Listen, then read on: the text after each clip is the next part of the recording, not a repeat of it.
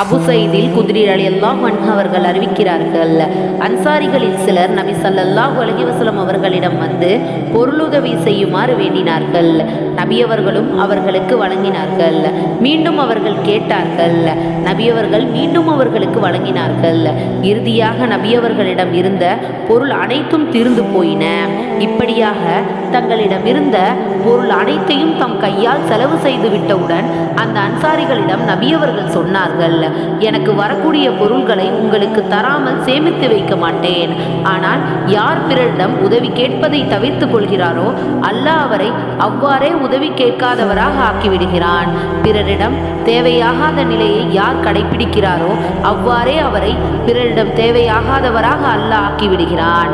யார் பொறுமையாக இருக்கிறாரோ அவ்வாறே அவரை அல்லாஹ் பொறுமையாளராக ஆக்குகிறான். பொறுமையை காட்டிலும் சிறந்த விசாலமான செல்வம் எதுவும் யாருக்கும் வழங்கப்படவில்லை.